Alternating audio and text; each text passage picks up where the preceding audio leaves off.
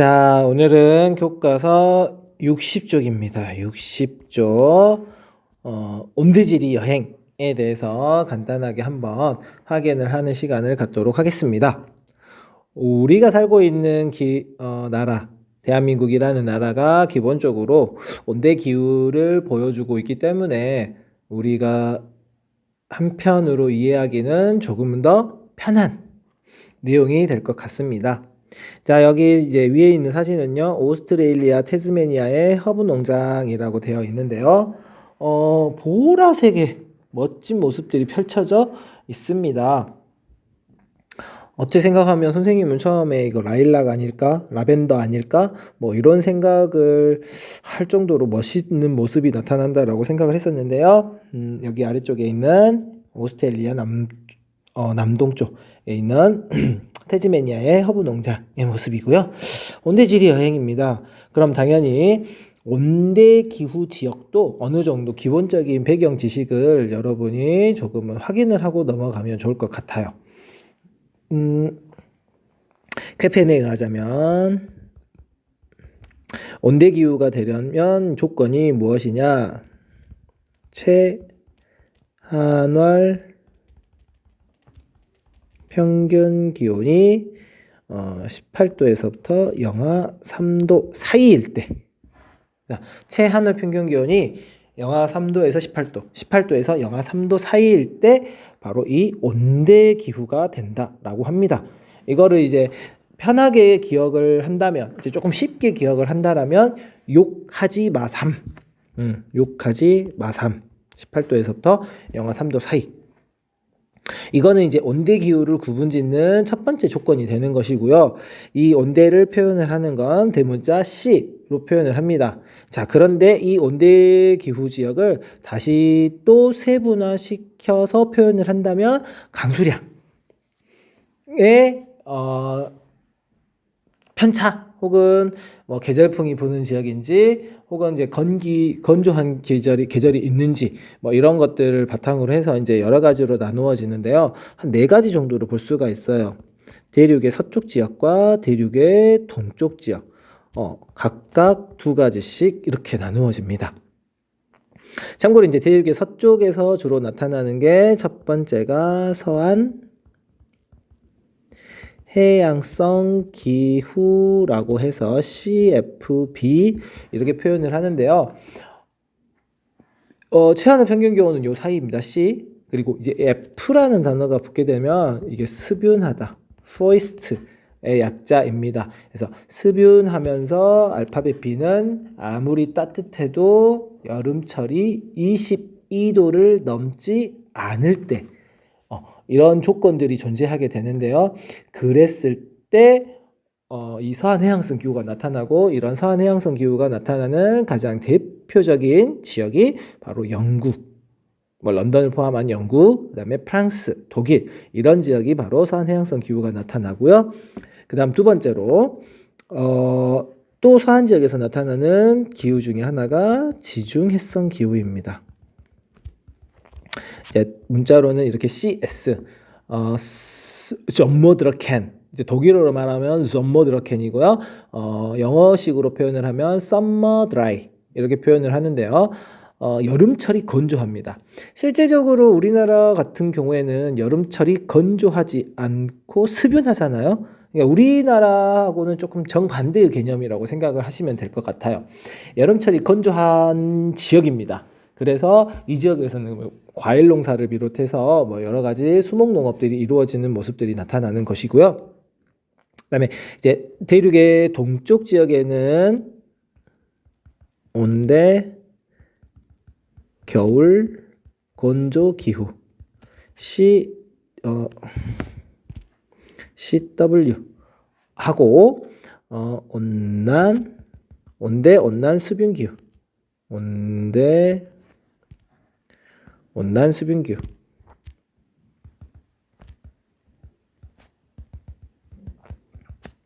CFA라고 하는데요. 습윤합니다. 근데 이 A 소문자 A가 의미하는 게 무엇이냐면 더운 여름에 22도를 넘는 거. 그러니까 이 A는 22도를 넘은 거, 이 B는 22도를 넘지 않는 거. 그러니까 A는 비가 많이 오는데 조금 추운 지역이고 서늘한 지역이고요. A는 비가 많이 오면서 따뜻한 지역. 그리고 N은 여름이 건조한 지역, N은 겨울이 건조한 지역. 해서 이렇게 이제 온대 지역은 크게 네 가지로 나누어지고요. 참고로 말하면 우리나라는 어디에 속하냐? 바로 여기에 속합니다. 온대 겨울 건조 기후 CW. 그리고 이제 제주도 같은 경우로 가자면 온대 온난 수분 기후 뭐 이렇게도 표현을 하기도 하지만 우리나라는 일반적으로 이 정도에 해당한다라고 접근을 하시면 생각을 하시면 조금은 좀 편할 것 같고요.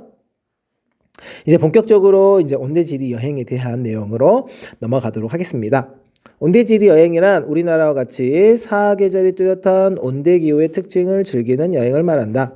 특정한 한 지역에서 네 가지 서로 다른 계절의 특성을 만날 수 있다는 것은 온대기후대만의 특권이다.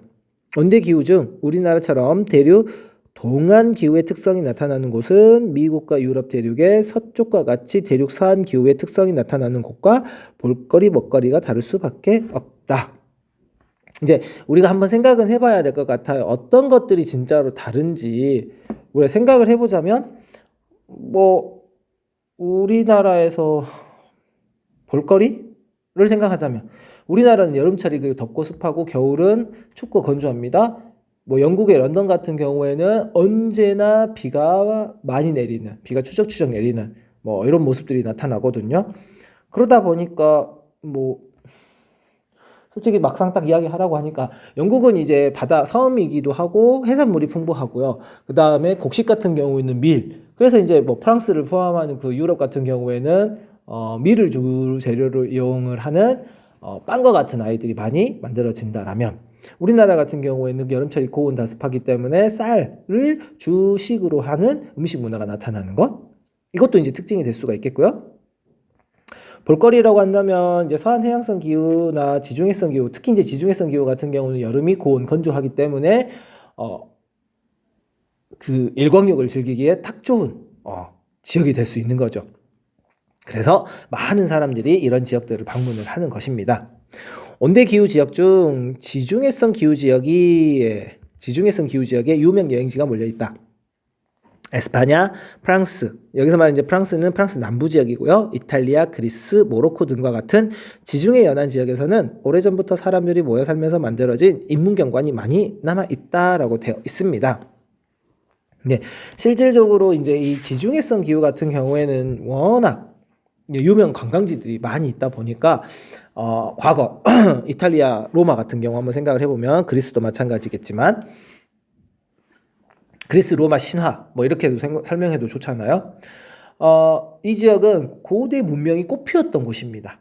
그러니까 그런 문화와 유적 같은 것들이 발달됐던 곳이 바로 이 지중해성 기후 지역이다 보니 인문경관뿐만 아니라 자연경관 또한 아주 고온, 건조라는 특징을 이용해서 많은 사람들을 이끄는 매력이 뛰어난 곳이죠. 그래서 이제 이런 인문경관들이 많이 남아있다라고 되어 있으니까 우리가 좀 이따 한번 더 세부적으로 확인을 해보도록 하고요. 이 온대의 선물이라고 해가지고 단풍여행이라고 되어 있는데요. 온대기후 지역은 사계절이 뚜렷하여 단풍 구경을 즐길 수 있는 곳이기도 하다.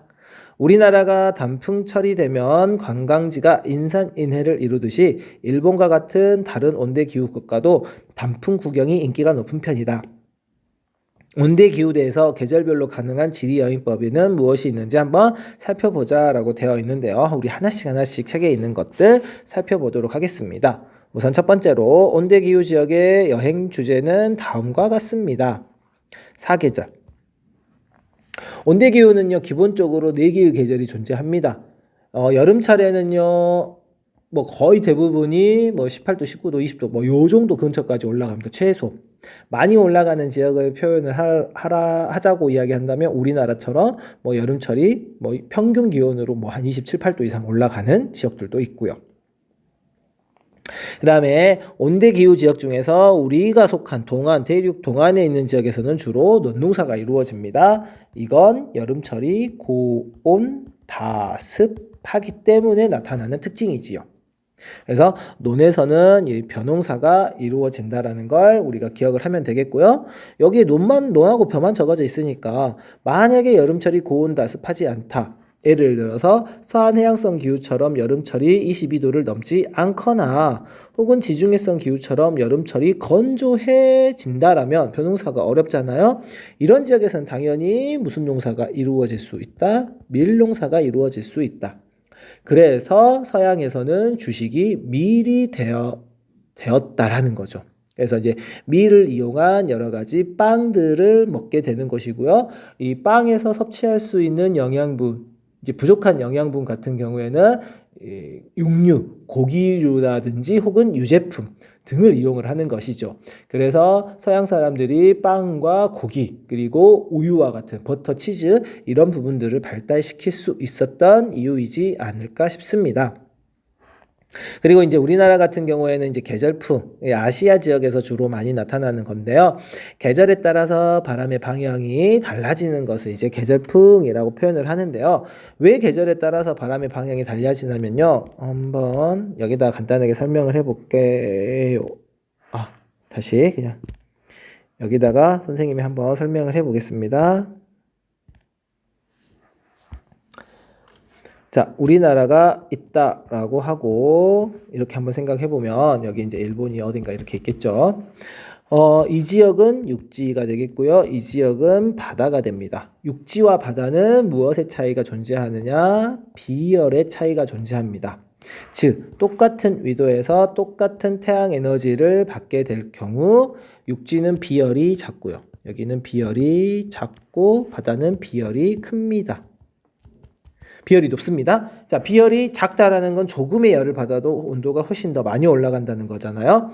그래서 여름철이 되면 이 육지 부분이 상대적으로 바다보다 뜨거워집니다. 자, 뜨거워진 공기는 위로 갈까요? 아래로 갈까요? 당연히 뜨거워진 공기는 위로 올라갑니다. 무슨 기류가 발생하느냐? 상승 기류가 발생합니다. 여러분 라면 끓일 때 물 끓이면 수증기가 위로 올라가잖아요. 뜨거워진 공기는 위로 올라갑니다. 상승 기류가 생겼다라는 건 이 육지 쪽에 바로 저기압이 만들어진다라는 거죠. 자, 글씨 색깔을 다른 색으로 한번 해볼까요? 여기에 저기압이 만들어지는 거죠. 반대로 바다 쪽은 육지 쪽보다 상대적으로 온도가 덜 뜨거워진 거죠. 그러니까 여기가 뜨거워졌다라는 건 여기는 상대적으로 덜 뜨거움. 여름이니까 따뜻하긴 하겠죠. 그냥 덜 뜨거우니까 그냥 따뜻한 뜨뜻미지근한 정도. 그럼 상대적으로 애가 뜨거워서 공기가 올라간다면 애는 상대적으로 공기가 내려오는 하강 기류가 만들어지고요. 그러면 공기가 위에서 아래로 누르기 때문에 이 지역에는 고기압이 형성이 됩니다. 자, 그럼 여러분이 생각을 해야 될 거는 바람은 어디서 어디로 분다? 고기압에서 저기압으로 분다. 바람은 고기압에서 저기압으로 분다. 그래서 우리나라 기준으로 한번 생각을 해보자면 남동 쪽에서 많이 오는 거죠. 그런데 위도 30도 부근에서는 30도에서 60도 사이 연중 무슨 바람이 불고 있느냐? 편서풍이 불고 있어요. 자, 그러면 이렇게 올라오던 바람이 편서풍에 의해서 어떻게 되겠어요? 휘어지겠죠. 그래서 이제 우리나라에서는 남동풍 혹은 남서풍이라고 하는 바람이 불어와요. 그래서 한마디로 말하면 우리나라는 남풍 계열의 바람이 불고 있구나라고 접근을 하시면 됩니다. 이게 이제 무엇이라고 표현을 하는 것이냐? 계절풍이라고 표현을 하는 거죠. 계절풍. 다음 장마입니다. 장마는 이제 성질이 다른 두 개의 기단이 만나는 게 이제 전선이라고 표현을 하는 것이고요. 그 전선면에서 많은 수증기가 공급이 될 경우 비가 많이 내리는 모습이 나타나는데 이게 바로 장마가 되는 거고요. 우리나라에서는 여름철에 차가운 오호츠크의 기단과 따뜻한 북태평양 기단이라고 하는 두 개의 성질이 다른 공기덩어리가 만나서 이루는 게 바로 장마 전선입니다. 당연히 이 장마 전선이 우리나라에 영향을 미치고 있을 때는 강수량이 많다라는 게 특징이 되겠고요. 자, 단풍이라는 건 온대의 선물이라고도 아까 해서 책에서도 나와 있었습니다. 뭐 우리나라에서도 단풍나무는 쉽게 볼 수 있습니다. 우리 학교에서도 바로 옆에 산마 보더라도 겨울철에는 나뭇가지에 뭐 나뭇잎을 하나도 없었던 친구들도 많았지만 지금은 나뭇잎들이 많은 모습들. 물론 가끔 이제 상록수도 보이긴 하지만 일반적으로 이런 단풍나무들 대표적인 게 아기단풍 혹은 은행나무 뭐 이런 것들이 되겠고요. 혼합님은 섞여 있다라는 겁니다. 이 혼합님은 이런 활엽수 잎이 넓은 거하고 침엽수 잎이 뾰족한 친구가 섞여서 나타나는 게 혼합님입니다. 자, 지중해에서는요.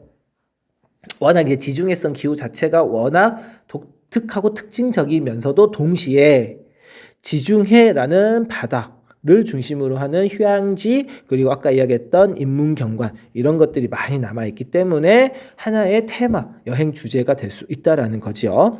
그리고 올리브 오렌지 이런 아이들을 기르는 걸 무엇이라고 하냐면 참고로 수목농업 이라고 표현을 하는데요. 나무를 심어가지고 거기에서부터 나오는 여러 가지 열매 같은 것들을 이용해서 농업을 하는 것들이 바로 이제 수목농업이 되겠고요. 포도, 올리브, 오렌지, 뭐 레몬, 라임 모든 것들이 다 수목농업에 해당합니다. 물론 이제 꼭 열매만 얻는 게 아니라 일부는 나무 껍질을 이용한 친구도 있는데요. 그게 이제 바로 코르크라는 나무가 있습니다. 코르크 참나무인데요. 이 참나무의 껍질을 벗겨내면 이게 나중에 이제 코르크 마개가 되는 것이거든요. 그래서 이런 수목농업 등이 이루어질 수 있다라는 것들을 이제 온대기후 지역의 여행 주제로 우리가 확인을 하면 되겠고요. 여기 설명을 조금 더 보시면 온대기후는 중위도 편서풍 때의 영향으로 대륙의 바람을 받는 대륙 동안기후와 바닷바람을 받는 대륙 서안기후로 나눈단다. 자, 아까 이야기했던 것처럼 대륙의 동안과 대륙의 서안 이 두 가지로 나누어지는 것이고요. 대륙 서안 기후는 서안 해양성 기후와 지중해성 기후로 세분되지. 아까 이야기했습니다. 서안 해양성 기후와 지중해성 기후. 서안 해양성 기후는 연중 습윤한데 비가 추적추적 내리는데 여름철에 22도를 넘지 않는다. 이게 이제 서안 해양성 기후의 특징인데요. 여러분들이 영국의 배경으로 만들어진 소설 혹은 영화 같은 것들을 생각하시면 그 모습을 느끼실 수는 있을 것 같아요. 뭐 예를 들어서 영화 해리포터라든지 아니면은 셜록 홈즈 뭐 이런 부분들을 보시면 언제나 날씨가 우중충하고 흐리면서 비가 오거나 안개가 낀 모습. 그래서 그에 따라 사람들이 입고 다니는 옷이나 모습을 보면은 남자 같은 경우는 중절모의 구두에 우산을 들고 다니는 뭐 킹스맨에서도 이제 그런 모습들은 나타나는 것 여러분이 한 번쯤 생각만 해볼 수 있으시면 될 것 같고요. 지중해성 기후 같은 경우에는 여름철이 건조하다. 이게 이제 가장 큰 특징이기 때문에 그 부분만 여러분이 체크를 해 보시면 될 것 같아요. 그래서 내용은 이렇게 보시고요. 아래쪽에 보시면 전라북도에서부터 충청남도 대둔산의 단풍이라고 되어 있는데요. 약간의 필터를 썼는지는 모르겠으나 이렇게 멋진 붉은색의 불타오르는 것 같은 단풍의 모습들을 볼 수 있는 게 바로 온대기후 지역의 묘미가 아닐까 라고 여러분이 접근을 하시면 되겠고요. 책에 보시면 두 가지가 더 나와 있어요. 지중해성 기후 지역의 여행이라고 해가지고 하나의 내용과 그리고 올리브라는 친구가 나와 있는데요. 여기는 바로 이탈리아입니다. 여기 체크되어 있는 곳 눈으로 확인하시고요. 여기에 있는 이 바다가 바로 무슨 바다에 해당한다? 지중해, 메디테리안 시아라고 해가지고 땅 사이에 있는 바다가 되는 것이죠. 지중해성 기후 지역은 1년 내내 온난하다. 겨울은 따뜻하고 여름은 덥다. 자, 여름은 더워요. 여름에는 강수량이 적지만, 즉 여름이 건조합니다. 겨울에는 많다. 그래서 이탈리아나 그리스 같은 나라에서는 여름철이 되면 물 확보에 비상이 걸린다. 이는 이 지역의 기반함인 석회암도 한몫하고 있다. 하천이 석회암 지역을 흐르기 때문에 유량이 많지 않다. 이게 무슨 소리 때문에 왜 그러냐면 석회암은 물에 약해요. 녹아버립니다. 그러니까 물이 땅속으로 금방금방 스며든다라고 생각하시면 될 것 같아요. 이들 지역의 문명 발달사를 보면 물과의 전쟁을 벌인 흔적을 쉽게 찾아볼 수 있다. 로마의 아치형 수도교는 이 지역 관광 명소인데 시내에서 17km 정도 떨어진 산에서 맑은 물을 끌어왔다. 참고로 이제 융빙수가 되겠죠. 인구가 집중된 로마에서는 많은 물이 필요했다. 그리스도 물과 씨름한 나라이다.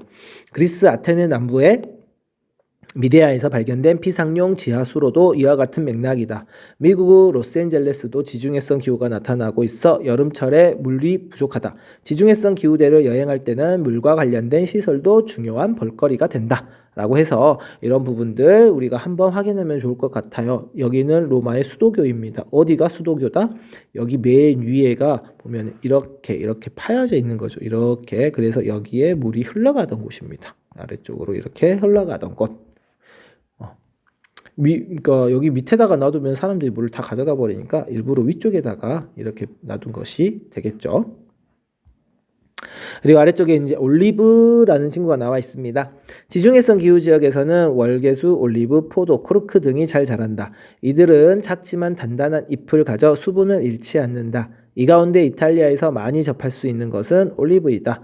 올리브를 사용한 파스타, 빵, 안초비 등 갖가지 올리브 요리가 세계의 식도락가들을 유혹한다. 올리브유는 혈중 콜레스테롤 수치를 낮춘다. 그래서 지중해성 기후 지역의 주민은 지방 섭취율이 높은데도 심장병 사망률은 낮게 나타난다. 서양의 대표 장수 지역이 프랑스 남부, 이탈리아 남부, 그리스 등 지중해성 기후 지역이다. 그리스의 히포크라테스는 올리브 잎을 자연 항생제라고 부르기도 했다. 히포크라테스는 의대 가는 친구들이라면 꼭 알아야 되겠죠. 이게 이제 올리브 열매, 올리브 샐러드고요. 이 올리브 열매가 바로 이 나무에서 나오는데 이런 나무를 기르는 농업을 다시 한 번 더 수목 농업이라고 표현을 한다라고 했으니까 여러분이 다시 한 번 더 기억을 하시면 되시겠습니다. 자, 여기까지 하면 우선은 이제 온대 여행에 대한 내용은 마무리가 되겠고요. 역시나 이거 끝내고 다시 한 번 더 내용 정리해 주는 시간을 갖도록 하겠습니다. 그럼 이만.